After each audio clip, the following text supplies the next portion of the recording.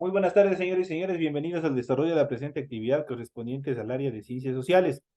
Y como ya se les mencionó atrás, estamos en clases anteriores, ya se explicó, por situaciones ajenas a mi voluntad, estamos desarrollando este tipo de clases de forma sincrónica. Bienvenidos a cada uno de ustedes a la presente explicación correspondientes a este tema correspondiente a ciencias sociales. Iniciamos con la presentación del documento de tarea. Estamos en el formato para recursos de aprendizaje de tarea. Estamos en la asignatura de sociales, en la unidad número 10, América Latina y el mundo, correspondientes al tema 1, los estados nacionales latinoamericanos, la revolución industrial y las economías latinoamericanas durante en el siglo XIX. Tienen ustedes el tipo de tarea, el objetivo de tarea y a continuación tienen las instrucciones del desarrollo de la presente actividad. Recuerden que el trabajo es individual, deben leer el compendio de la unidad 10, tema número 1. Pueden ampliar su información sobre el mismo tema con otras bibliografías desde ser necesario. ¿Qué es lo que tienen que hacer en esta presente tarea? Dice lo siguiente, responda a las siguientes preguntas. Primero, conteste de qué forma argumentaría que existen características sociales, políticas y económicas en la sociedad latinoamericana actual que fueron heredadas de la colonia. Dos, ¿cuál de estas medidas económicas sería una forma de superar limitaciones económicas heredadas de la colonia? La siguiente, pues dentro de esta actividad tenemos dos opciones. Primero sería A, reducir la industrialización. B, utilizar las materias primas para que se extraen para presentarlas dentro del mismo país y vender los productos al mercado internacional. Y C, incrementar los impuestos. ¿Cuál de ustedes de esas tres opciones, de esos tres literales, piensan que serían las medidas económicas más favorables para superar las limitaciones económicas heredadas de la colonia? La actividad 3 o el numeral 3 dice, responda en qué sentido la independencia creó una identidad política y económica distinta a la de la colonia. Igual todos estos temas nosotros vamos a ir explicando, de los cuales ustedes van a poder resolver tranquilamente en la presente actividad. Recuerden que el trabajo es 100% escrito, para ello ustedes deben cumplir con la rotulación de la hoja, completando los datos que se les solicita en el formulario que se les ha proporcionado. Deben leer también las recomendaciones, la rúbrica de calificaciones y a continuación tienen la información para el desarrollo de los recursos de plataforma.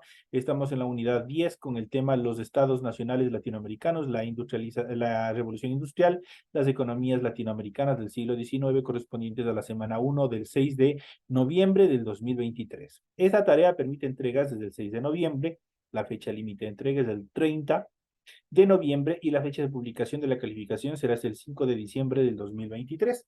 Así que tienen todo el tiempo necesario para que puedan cumplir esta actividad, que de hecho no es muy extensa tampoco. Simplemente lo que tienen es que razonar y completar lo que se les solicita. Y a continuación vamos a iniciar con el desarrollo de las actividades y vamos a ver lo que contiene el material de apoyo y la explicación que se les va a proporcionar en función del mismo. Y vamos a iniciar viendo los estados nacionales latinoamericanos. Las nuevas repúblicas latinoamericanas heredaron de la colonia estructuras sociales muy estratificadas, donde el componente étnico continuó determinando la posición social. Si bien algunos postulados de la Revolución Francesa estuvieron presentes en la ideología de los criollos independentistas, la igualdad social no inspiró la conformación de las nuevas naciones. Sencillamente los criollos pasaron a ser la clase dirigente en lugar de la oligarquía española, mientras que la situación de los demás grupos sociales quedó casi inalterada. En muchos países se mantuvo la esclavitud por algún tiempo, así como el tributo indígena. En algunos casos, la condición económica de las comunidades indígenas empeoró, puesto que las leyes de Indias que los protegían se abolieron y las nuevas leyes se hicieron pensando en los individuos más que en las comunidades. Otra característica de la sociedad latinoamericana del siglo XIX es que no logró desarrollar rápidamente una clase capaz de impulsar los cambios que se habían desarrollado ya en suelo europeo. Por otro lado, la familia ampliada siguió siendo el núcleo familiar. Los matrimonios eran uniones que contribuían a crear núcleos de parentesco y por lo tanto la lealtad política y económica. Por ello, sobre todo entre la élite, el matrimonio se acordaba de 100% entre los padres. La vida cotidiana giraba en torno a la familia, la iglesia y las reuniones sociales, que diferían dependiendo de cada estrato social. Con respecto a la religión, todos los estados latinoamericanos continuaron siendo oficialmente católicos. En muchos casos, la iglesia fue un elemento unificador en las nacientes repúblicas que se alió con los caudillos para apoyarse mutuamente. Además, mantuvo el control de los registros de nacimiento y también de defunción y siguió regentando hospitales, cementerios y centros educativos. Pero si bien la Iglesia Católica tenía mucho poder político y económico e injerencia en la población de todos los estratos, en las nuevas naciones su posición fue debilitándose periódicamente, que obviamente de acuerdo a la evolución que se fue dando también en los diferentes estados, la religión y la participación de los religiosos o la religión dentro de las características o dentro de las estructuras de los estados periódicamente fueron desapareciendo, ya no fue siendo necesario que obviamente se desarrolle, participe la iglesia dentro de las decisiones políticas que se toman en cada uno de los estados.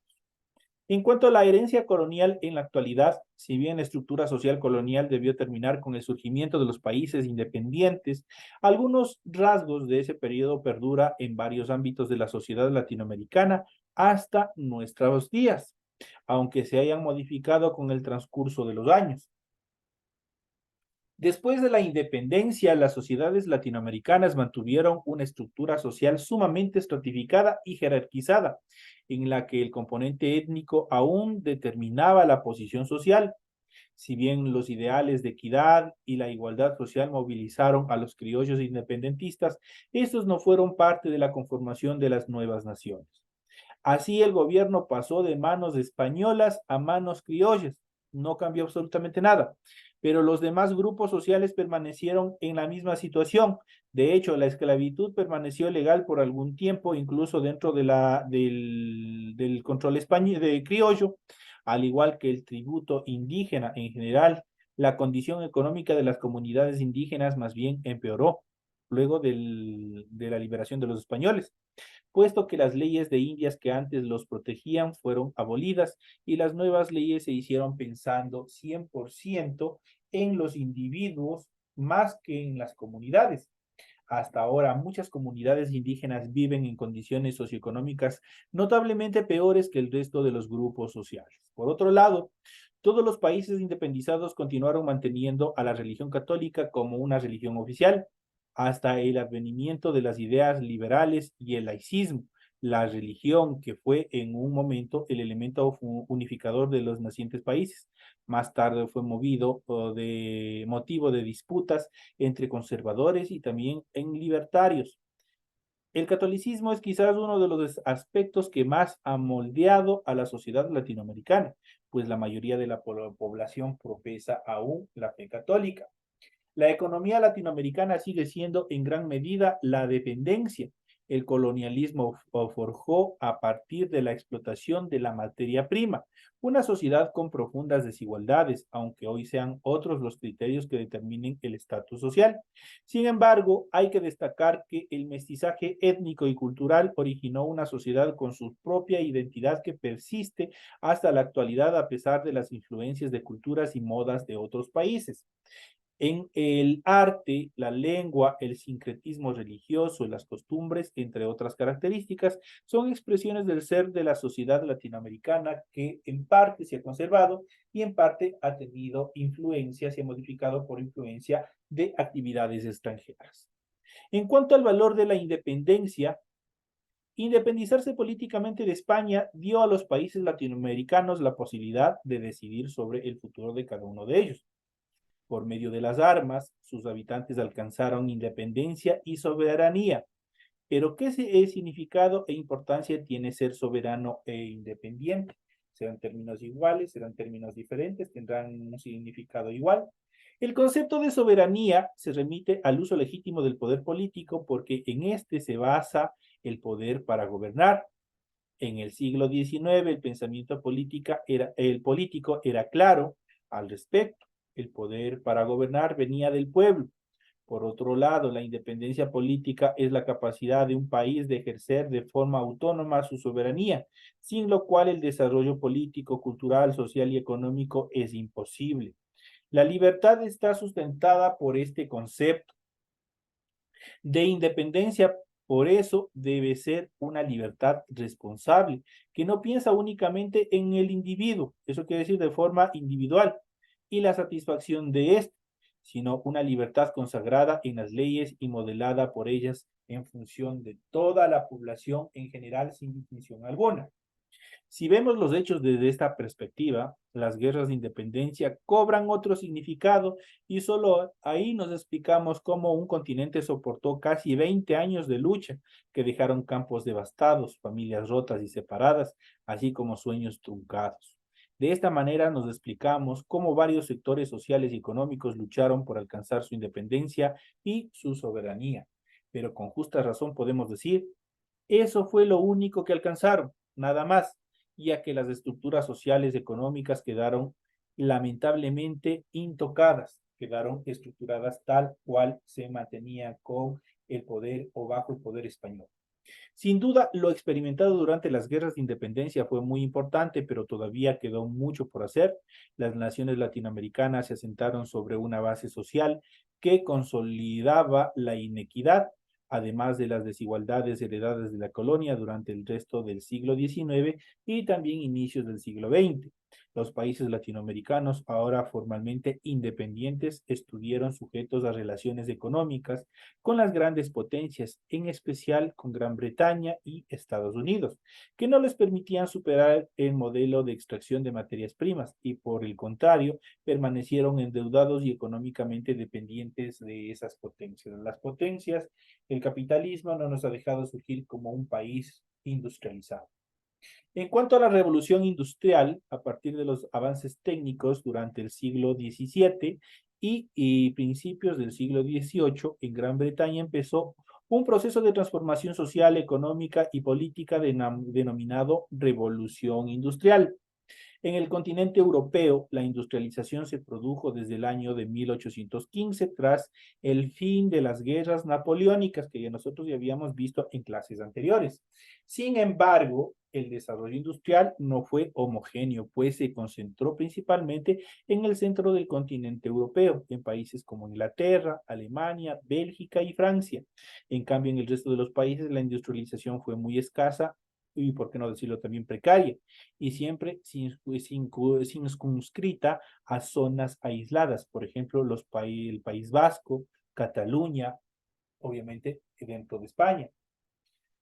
Dentro de las condiciones favorables, los avances de la higiene, medicina y alimentación permitieron que las tasas de mortalidad disminuyeran en esta época. A su vez, más población significaba más mano de obra para el campo y la incipiente industria textil, y sobre todo más demanda de productos manufacturados. Se desarrollaron innovaciones técnicas como la sustitución del barbecho por la rotación permanente de cultivo. También se comenzó a emplear el hierro para el arado en lugar de la madera. Asimismo, se acercaron los campos y se acercaron los campos y se concentró la producción en determinados sectores. Además, el empleo del hierro, el gran invento que cambió el mundo de una forma total, fue la introducción o la construcción de la máquina a vapor. Inicialmente se aplicó en la fabricación de textiles y también la agricultura. Con este invento, la fuerza humana y animal se hizo cada vez menos necesaria dentro de la producción. Elementos como el carbón de coque eran indispensables para la industria, pues suponía la principal fuente de energía para la máquina de vapor. Y Gran Bretaña tenía grandes minas. Por otro lado, fue fundamental que el capital originado por el comercio exterior se pudiera invertir en el desarrollo industrial. Por consiguiente, había estabilidad política y el gobierno era favorable para la inversión privada y la política exterior expansiva. Finalmente, Gran Bretaña, a diferencia de otras naciones, tenía una estructura estamental menos rígida que valoraba el trabajo comercial y también el trabajo industrial. Estas actividades denotaron cambios en las relaciones sociales. Obviamente, los que tenían las fábricas los que tenían, eran dueños de los, porque no solamente eran fábricas, sino tenían correlación con las empresas financieras, tenían una serie de conexiones con otros medios más. Ellos prácticamente se denotaron como la clase burguesa, mientras que los trabajadores o el grupo de trabajadores estaba contemplado como el proletariado. Eso dio cambios en las relaciones sociales, esa inequidad, esa injusticia, que periódicamente se transformarían en guerras justamente para tratar de solventar los diferentes abusos que cometían los dueños de las empresas en contra de sus trabajadores. Las nuevas máquinas industriales solo cabían en grandes espacios, así aparecieron las fábricas en las que se concentraban los trabajadores. Paulatinamente la industria textil pasó de una producción artesanal hecha en pequeños talleres en los que trabajaban y participaban en todo el proceso de fabricación y en los que eran dueños de los insumos de producción y del producto final, a una industria masificada en la que los trabajadores se especializaban solo en una parte de la producción y no eran dueños de la maquinaria ni del producto que desarrollaban. Como todo le pertenecía al dueño de la fábrica, éste les entregaba un salario. Esta situación modificó las relaciones de producción y las estructuras sociales, por lo que apareció un nuevo grupo social, el de los obreros. Estos y los dueños de las fábricas se convirtieron en grupos antagónicos que tenían roces constantes, ya que si bien se necesitaban mutuamente, mantenían relaciones muy tensas por cuestiones de horarios, descansos, salarios y otras actividades relacionadas al desarrollo laboral. De hecho, las condiciones laborales entre el siglo XVIII y XIX fueron muy precarias. Se trabajaba entre 16 y 18 horas diarias, no había vacaciones, los obreros podían ser despedidos sin aviso alguno, niños y mujeres trabajaban y por igual, pero al no haber una legislación que los protegiera, ganaban mucho menos que los hombres. Entonces había una inequidad en relación al trabajo de los niños y de las mujeres. Por otro lado, la mecanización supuso un horario fijo. Los artesanos regulaban su tiempo de trabajo, mientras que los obreros debían adaptarse al tiempo de las máquinas.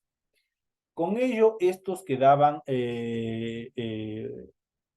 o estos generaban, delegaban, la propagación de máquinas a vapor necesitó de mayor producción de carbón y de hierro. Por ello se pasó a usar carbón mineral en lugar del carbón vegetal. El primero facilitaba la fundición del hierro, por lo que se podía producir más objetos en este metal. Lo que vino a continuación fue un desarrollo exponencial.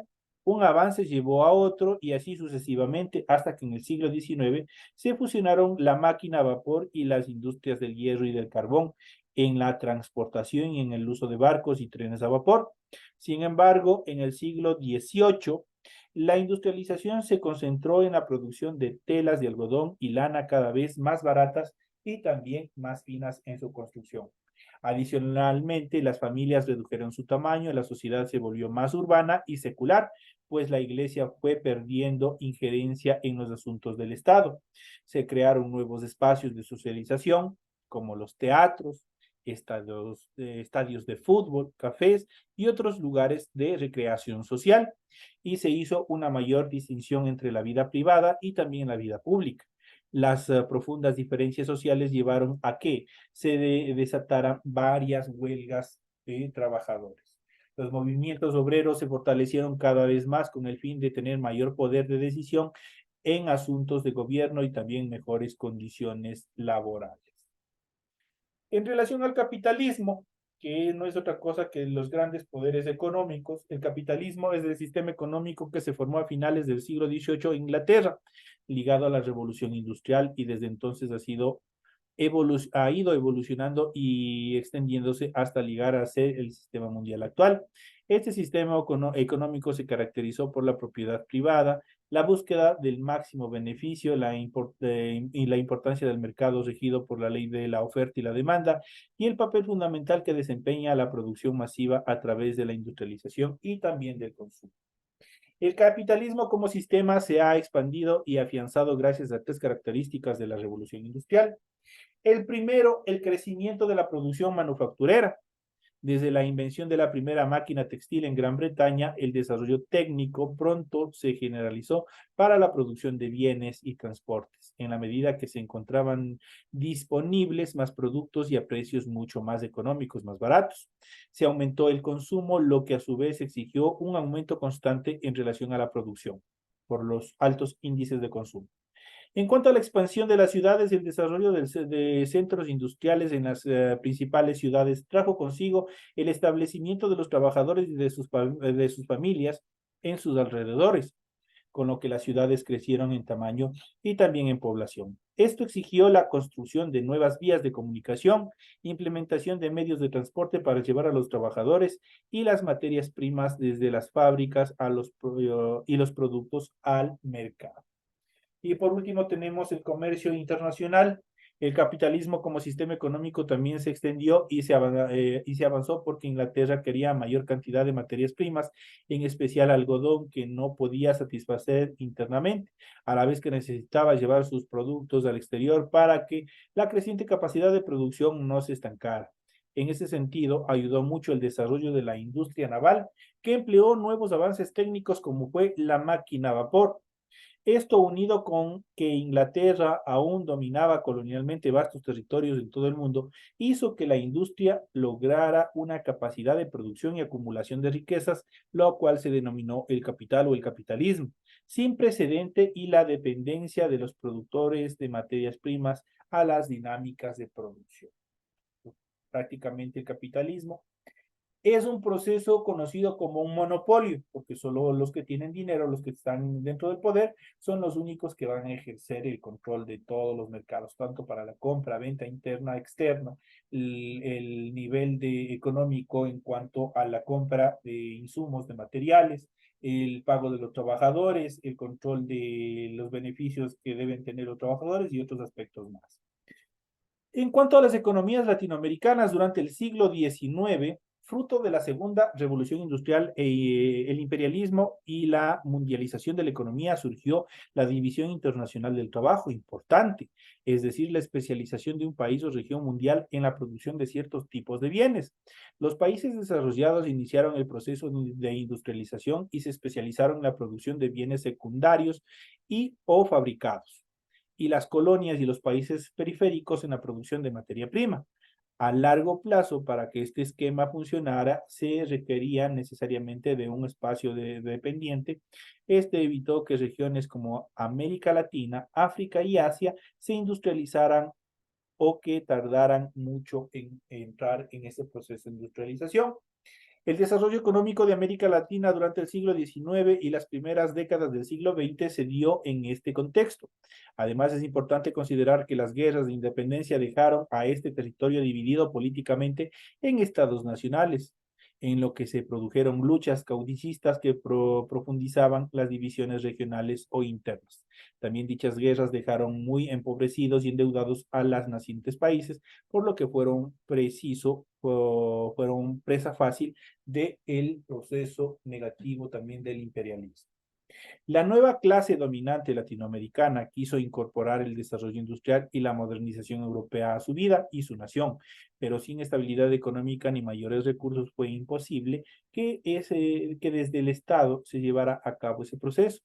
Así se optó por concesionar o consignar a empresas extranjeras la construcción de vías férreas, tendidos eléctricos, entre otros servicios más. La modernización llegaba, pero se profundizaba la dependencia con los países centrales y las ganancias no se quedaban en América Latina, sino que regresaban a Europa por medio de sus compañías transnacionales o consignatarias. Poco a poco, la minería y el transporte fueron concesionados a empresas extranjeras, muchas veces por más de 50 años. Cabe señalar también que la construcción de infraestructura estaba vinculada con la inversión de las compañías extranjeras y no necesariamente a las necesidades de cada uno de los sectores o de cada uno de los países. Esta es la explicación en cuanto a estos temas fundamentales, también en cuanto a la evolución industrial que tuvo América Latina y en función de dentro de la materia global, como las grandes potencias también surtieron efecto bastante negativo en cuanto al desarrollo industrial que debió tener América Latina y en su verdadero alcance que debió tener. Entonces son los temas que se les ha proporcionado, se les ha facilitado. En función de eso, ustedes tienen la tarea que ustedes tienen que desarrollar. De esta manera, señores y señores, llegamos ya a la parte final de la presente clase. Espero que les vaya súper bien en el desarrollo de las actividades. Sigan presentando, sigan cumpliendo con ahínco sus tareas. Estamos ya casi llegando a la mitad del proceso educativo y ya, para lo cual les invito a cada uno de ustedes a seguir demostrando con esfuerzo esa decisión de avanzar en sus objetivos académicos. Señoras y señores, me despido de todos ustedes y nos estaremos viendo hasta la próxima clase.